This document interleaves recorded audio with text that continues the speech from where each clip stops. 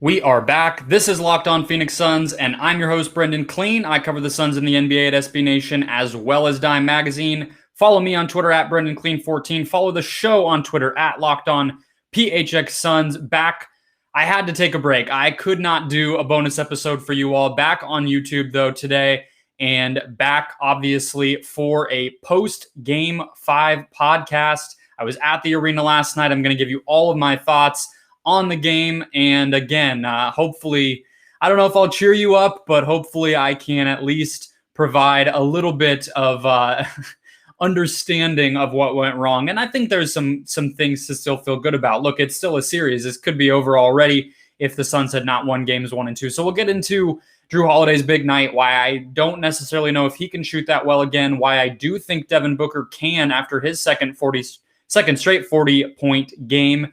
The Suns losing because they went away from a lot of what worked, frankly, and then why they were able to dominate those hustle categories that we talked so much about heading into Game 1.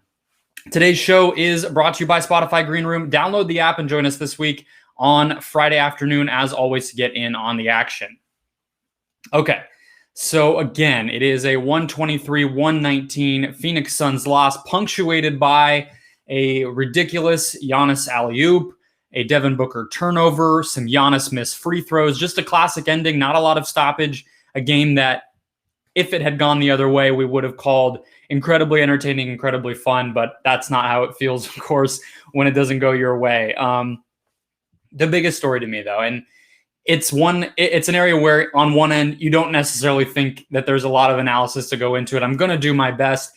The guys on the Bucks superstar players just hit shots. I don't necessarily believe it'll continue, but it happened, and they were able to win a game from it. So after being pretty bad most of the finals, we saw Jrue Holiday score 27 points, 12 of 20 shooting, and 13 assists. The rest of the Bucks' big three, with Giannis and Chris Middleton, all took 20-plus shots. The three of them combined for 88 points while shooting 58% from the field. There's a lot of other stuff to get into, but that to me, it just is the biggest story of the game. Despite Devin Booker's huge night, despite the Suns offense looking a little better, and this game going down to the wire after a 16-point lead that the Suns were able to take, the Bucks superstars just got it done.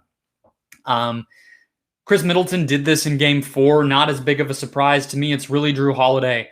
Those two guys, though, combined for 18 of 29 from two-point range. Chris Paul was letting Jrue penetrate. And we'll talk about Chris Paul a little bit more specifically later on, I'm sure, on my Tuesday morning show for all of you to get you ready for Game 6 in Milwaukee. I'll have Jackson Frank of Dime and The Analyst on the show, and I'm sure we'll talk more about Chris Paul then. But his defense was almost, if not more, of an issue than his offense. We've talked a lot about he's not scoring and whatever. He had 21 and 11. The defense on Jrue Holiday was not only letting Jrue to get to the rim for some easier layups, which had been an issue for him before, but also just giving him that space and rhythm to pull up from deep.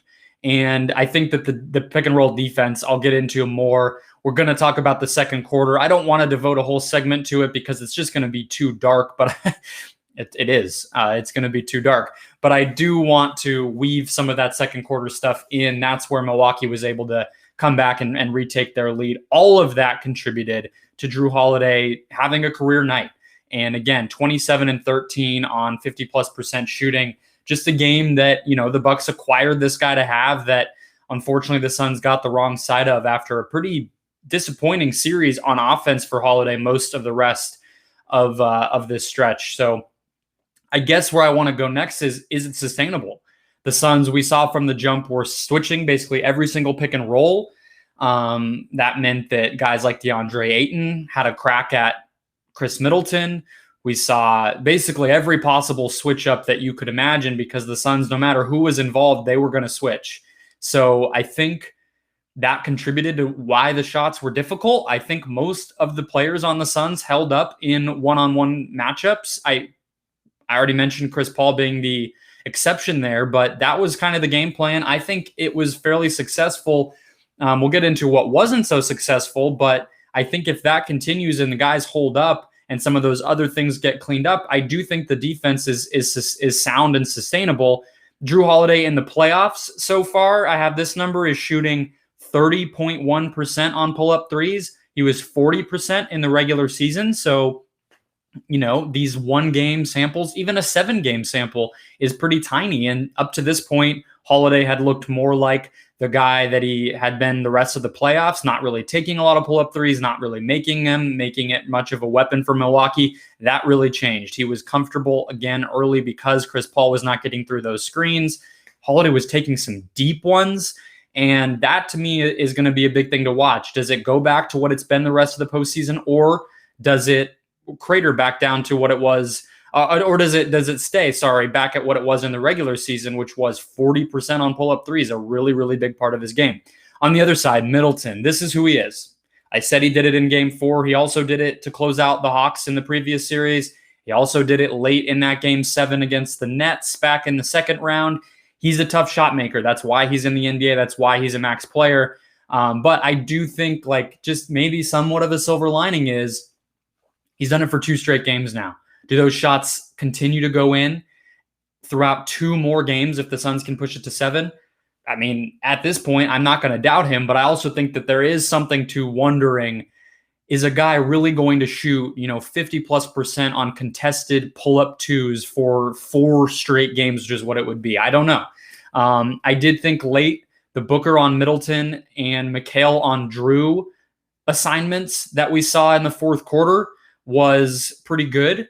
I think it worked pretty well for the Suns, and I think it could be something that we see more of. I had advocated for that to be Jay Crowder starting out on Middleton at the beginning of possessions. Again, they're switching so much, but I think with Booker and what I was onto with Crowder is some strength and physicality against Middleton to just make him uncomfortable, because I think Mchale is doing a great job getting a hand in his face. I just don't think it matters. It makes me think back to a little bit of a tangent, but not really. Shane Battier in the book, The Art of the Beautiful Game by Chris Ballard of Sports Illustrated. I actually don't know where he works anymore, but Battier would talk about how he would smack Kobe in the face or, wag his hand in front of Kobe's eyes as the shots went up, just because he knew nothing was going to bother Kobe as far as normal defense. And he needed to just be physical, try stuff, mess with him, get in his head as much as he possibly could just to do something, because Kobe was such a surgeon about it.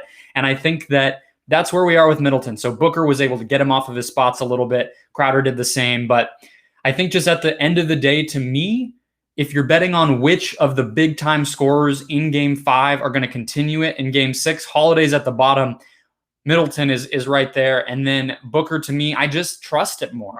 Maybe that's ridiculous with Middleton having a longer career and being, a guy who's won his share of games just doing this. But I don't think that Milwaukee is suddenly some force to be reckoned with when it comes to this stuff. I think it's easy to imagine they could have a little bit of a colder game, not be so hot. And again, this was a 4-point game. So you have to give Booker his flowers. He's now done this back-to-back games, 40-plus points efficiently. He's been so good that the Bucks actually had to take Drew Holiday off of Chris Paul, which, if that continues, is something the Suns can exploit, because I think Paul looks a lot better when he's not dealing with that. I think this was Booker's best rim attack game of the finals for sure, and maybe the whole playoffs. He was 8 of 11 at the basket. Think back to game 3, Booker was 0 of 2, 0 of 3 from in the paint in the restricted area, and was 3 of 14 overall. Huge way he's come since doing that. So that's a good sign. And if he's dedicated to doing that, he can when he wants to. He has the quickness to get past Middleton and Tucker, who are primarily defending him. And I think the other thing to give Book credit for is that he was able to initiate a lot more in this game, with Chris Paul struggling against Holiday, and just, again, maybe still not quite right when it comes to his health. So all of that said, I think Booker has found ways to attack the Bucks that feel more sustainable to me, getting to the basket, playmaking a little bit more. He has the ability to create space to get his jumper off against Holiday in a way that Paul does not. And I just feel like I trust Booker to keep scoring 35 to 45 more than I do the other two guys. And again, I know it's marginal, and it's something you're just kind of praying for, but especially Holiday, I just don't think that is sustainable. And If Booker on top of that can add a little bit of defense against Middleton, all the better.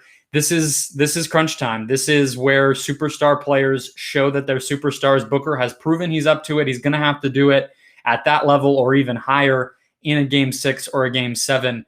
But I think that there's also some other things that worked for the Suns in game 5 that they can continue to exploit. We'll talk about that next. First, though, a quick word from Built Bar, the best tasting protein bar on the entire planet. My favorite protein bar. And they're mixing things up for the summer. They have 2 flavors, which hat tip to Kane Pittman over at Locked On Bucks. I did not realize were just for the summer, and it makes perfect sense to me. That is strawberry and orange, if I'm remembering correctly, are special just for the summer. So check that out. They're lighter, they're fruitier, not so chocolatey, which I associate with sweets in the winter. I'm sure you do too. But the best part is every single Built Bar is going to be covered in chocolate, soft, easy to chew, delicious, and packed with protein, 17 to 18 grams of protein with only 4 or 5 grams of sugar. Check out one of those delicious summer flavors or the grasshopper cookie, which is still available while supplies last. Go to built.com. When you do, use the promo code LOCKEDON to get 15% off your next order. Again, that's promo code LOCKEDON at checkout for 15% off at built.com.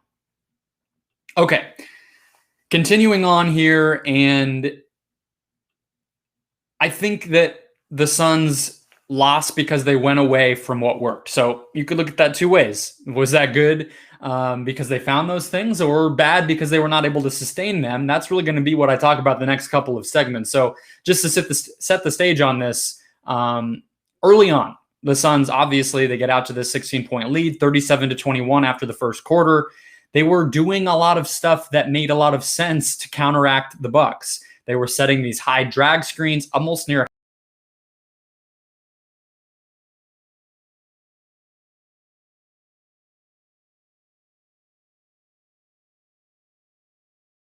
Connaughton on them, and just great team defense, rotating. They forced a couple turnovers against Brook Lopez early on. They were just converging on the ball and making the ball movement harder for the Bucks, and that's why they built the lead. It wasn't just their offense got hot. They were 14 of 19 in that first quarter, but the Bucks also only scored 21. So when the Bucks don't get to run off of missed shots and turnovers, they get really, really quiet on offense. That's a trend that hasn't stopped even as the Bucks have won these 3 straight games. The early second quarter, though, was when things got really bad. And as Monty Williams said in his press conference, it lasted the entire second and third quarters. The Bucks scored 79 points in that stretch, and it just looked flat out ugly. The Suns tend to come out with great energy when they need to, and that just hasn't happened in this game. It just didn't happen, I should say, in game 5. The crowd was nearly silent, which was really eerie and disappointing because of how much momentum the Suns built up in that first quarter. And I think the Suns can win on the road. I'm not really worried about that, but their home court advantage was really hardly there in game 5. And a lot of that was because they were not able to capitalize on what the good stuff they were doing in the first quarter was. A couple other things to me that stood out. The second quarter was, a lot of it to me was bad shot selection, which I'll get to a particular culprit of in a moment. And then they compounded it with really bad transition defense. And again, that culprit to me was Jay Crowder. He took, I believe, 3 quick threes, early clock threes, or just contested, not really good shot threes in the first few minutes of the second quarter. Chris Paul in, Devin Booker not in, also Giannis not in, which got overlooked. I think I'm going to write about this second quarter at Bright Side of the Sun, but Crowder started really well. He had 8 points in that first quarter and then had a bad second quarter and almost disappeared late in the game. He had a foul on a Drew Holiday 3. That's the only major memory I have of him after this, and I think he just got discouraged. And if you're talking about starting hot and then failing to capitalize on that, I think Crowder's a guy you got to look at. It just kind of the worst of Jay Crowder with that weird shot selection, trying to get himself in rhythm when it's not really there, and then sloppiness on defense. The way that the Bucks were able to run in that second quarter, a lot of that was because Brook Lopez was leaking out, and Crowder was the guy who had Lopez. And there were a couple possessions where Crowder would get those shots off and then just not hustle back. So not to zero in on him. Nobody is saved after a bad game like this, but he's one guy that I just noticed watching back. I'm going to get to another one in a second, but I'll go positive first. Mchale Bridges. One thing I think that they really, really unlocked was ways to get Bridges going. I mentioned those screens, getting Booker or Paul onto Pat Connaughton. It helped them, but it also helped Bridges because he's able to, maybe roll to the basket after one of those screens, or it just involved him in the game in a way that I think was helpful and allowed him to be moving and cutting and having possession of the ball just more than he did in game 4 and game 3 when he was not much of a factor. So that was a good thing. Of course, I'm talking about things that they started well with and did not go to enough. And Bridges was the perfect bookend. The Suns had a great first quarter and a great fourth quarter, not a very good second and third. Bridges followed that. He was involved early and then made a couple of big plays in the fourth as the Suns cut the Milwaukee lead and eventually had the ball with 1 point deficit and the opportunity to go ahead. That was a lot because Bridges was able to get back involved. He made, I think, at least 1 corner 3, if not 2, and just, again, making defensive plays and all the rest. If they can continue to involve him throughout the whole game, I think game 6 will look even better for him. I got to close here with, though, some negative. And it's not going to surprise anybody, but this is just the reality. DeAndre Ayton. And look, I think he's had a remarkable postseason. I think he's been mostly great in the finals. Mostly good in the finals. I won't say great, but his effort as a team defender and as a downhill threat on offense was just way too inconsistent in game 5. It just can't. Here's the thing. And I want to be delicate about this, but I also feel pretty confident saying it. And I don't even want to read too much into the pep talk that we saw Monty give him earlier on in the playoffs, but it just can't take that type of effort on the part of Ayton's teammates and coaching staff to inspire him to be great and committed. I wrote about this whole external motivation thing with him in the last series, and the dirty work that he does isn't always glamorous. You think back to that game 4 in LA in the last series when Ayton has double-digit offensive rebounds and 20-something total offensive rebounds. And that's a huge part of why the Suns are able to win that game. But it's not because Ayton was being fed or anything like that. He just did it. And that's what the mentality has to be. You have to just do it anyway, even when it's demoralizing that it's not working, even when you're doing everything you can to stop Giannis and he gets a fall-away jumper to go in.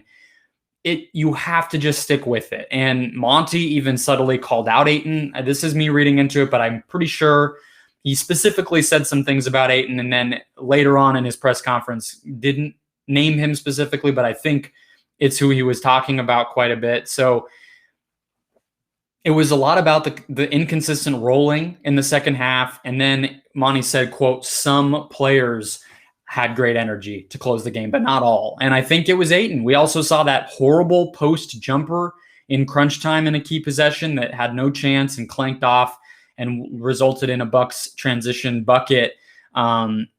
And so, look, that's another negative. It's never just one thing that goes wrong or even one player who costs the team their game. But guys like Ayton, Crowder, even Cameron Payne, who I haven't talked about a lot, but they need to get back to affecting the game with their energy.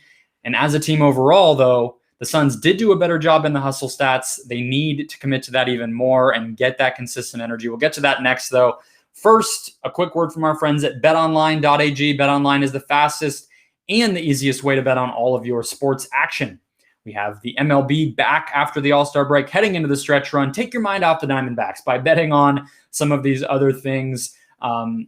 Maybe you have a long shot in the AL MVP race who's going to overtake Ohtani. I don't know. Maybe you're smarter than I am. He seems like the best bet, but their team's not great. So check it out. BetOnline is the place to go. News, sign-up bonuses, and contest info constantly updated.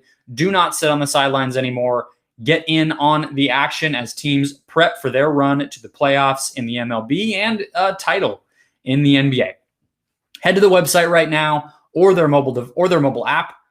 Make an account. When you do, use the promo code Locked On when you make your first deposit to get a 50% welcome bonus. That's promo code Locked On when you make your first deposit to get a 50% welcome bonus straight to your account. BetOnline, your online sportsbook experts. Okay, closing out the show with some more positive. I hope I can get you guys out of here with some reasons to feel at least somewhat more comfortable, confident, not so downtrodden. It's never good when your team is one loss away from losing the finals. I can't turn that from lemons into lemonade, but the Suns won many of the categories that we talked so much about coming out of Game 4. It was the shot discrepancy. It was all these things, and they were basically even in rebounding in this game. I think they lost it by 2. They only had 8 turnovers, the Suns did, to the Bucks 11. They took the same exact amount of shots as Milwaukee did and even had more points in the paint than the Bucks. So I actually think part of the reason, well, this is, again, a little bit negative, but I think part of the reason that the Bucks are getting space in the mid-range is because the Suns are focusing on protecting the rim and boxing out. They have bodies at the rim ready for the rebound, and that's giving guys like Middleton and Holiday space. I don't know if that's something you should adjust, because I think counting on those guys, as I talked about at the top, to miss those shots is better than giving up offensive rebounds. I think this strategy can really work. And I think that the ability to showing that they can win those categories, it makes me optimistic. And it makes me feel like as long as the Suns can stay focused on that and keep doing it, this series is just going to be stars versus stars the rest of the way. And your mileage on that may vary. I'm not sure who among you guys listening is optimistic on that, but I am. I think that the Sun Stars, as I said with Booker, have it in them to win games, and it's 2 games. It's all that it is. And so I think the Suns prove that they, when they're committed to it, can win those categories. And they got back to dominating the areas that they need to win. Monty, the buzzword, it was the 17 number after Game 4, offensive rebounds and turnovers. In this game, the buzzword was Suns basketball. And I think that they really did get back to playing that. And the loss hurts, but I think that those stats and the way the Suns were able to get back to it really shows that.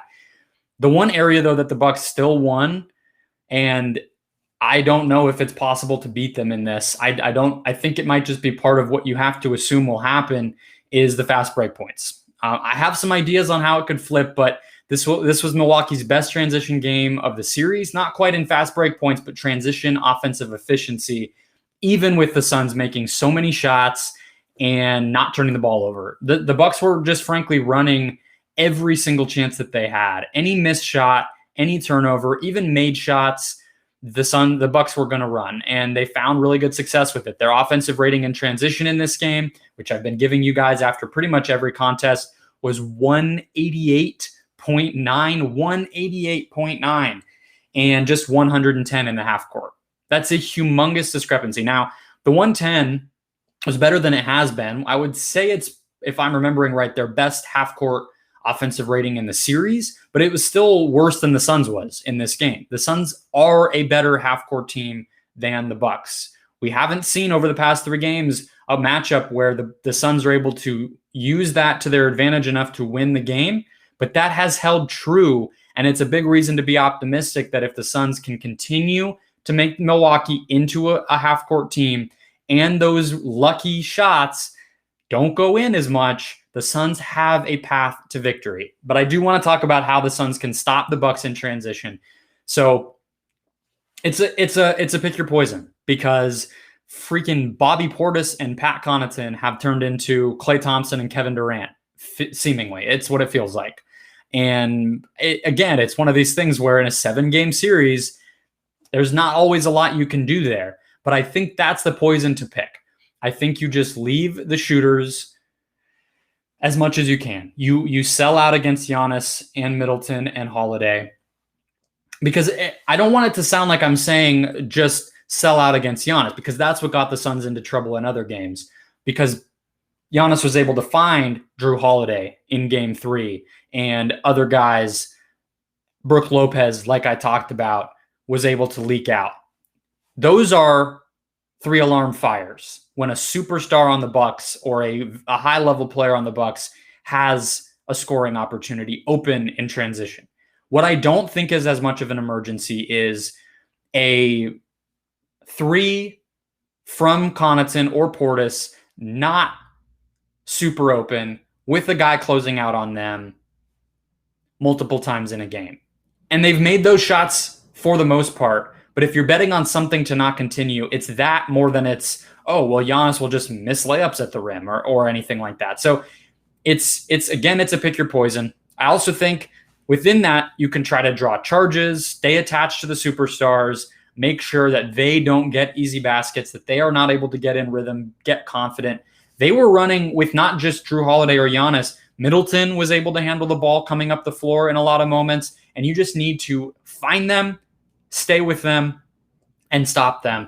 And I think that's your best chance in transition. If the Bucks are able to cobble together a great transition game because Connaughton does this again at home or Portis does this, you tip your hat. I don't know what else to say because it's the NBA Finals, and if you lose because of Pat Connaughton, I think you feel a lot better than that rather than Giannis scoring 50. And Giannis hasn't scored like he was in the past, but I think you just have to continue to try to hope that works. The other thing, again, just watch for Brook Lopez. I don't want it to just be the 3 superstars because Lopez in that second quarter, a lot of the reason that the Bucks were able to score off of Suns misses is because Lopez was getting down the floor. He's out on the perimeter because the Suns are playing small, and then within that, they put up a 3, it bounces all around, and then Lopez is all of a sudden at the basket. Not just a dunk in transition, but seals and easy post-ups, mismatches, that type of thing. Good position for him to score. That's just a small thing, but they were able to buy some nice offense off of it, so you got to watch him too.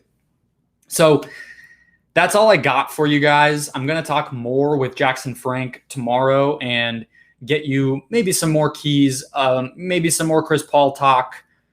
Jackson's always really smart. I won't have to do too much tomorrow, and you'll get his perspective on things. But I don't have any great words of wisdom. I know you guys don't like when I'm not all the way optimistic. I know you come to Suns podcasts, to places like Bright Side of the Sun, to get a perspective that makes you feel better. And I don't have that necessarily because it sucks to be down 3-2 in the NBA Finals. It's not a fun feeling. Ask the Heat fans from last year. That's not a good feeling. I don't have anything for you. I have these adjustments that I think could happen.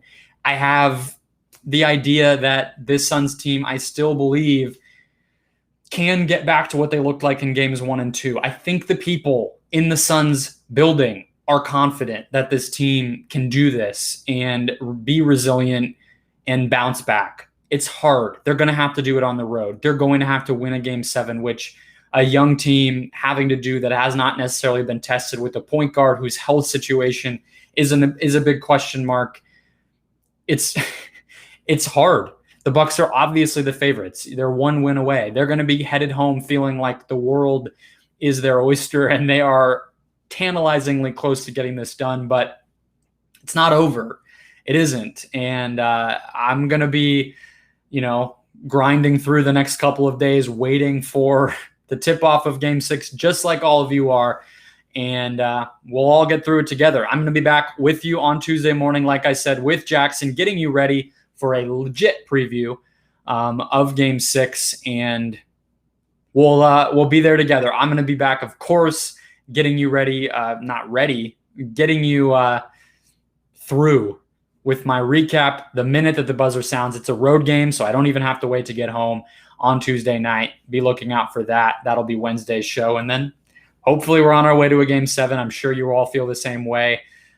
Enjoy this. Don't forget to enjoy it. The Suns getting this close to a title is all gravy. We had no idea this run would happen. I guess that's what I'll leave you with. Enjoy your Monday, folks. Enjoy this week. Get mentally ready for Game 6, and I'll talk to you then.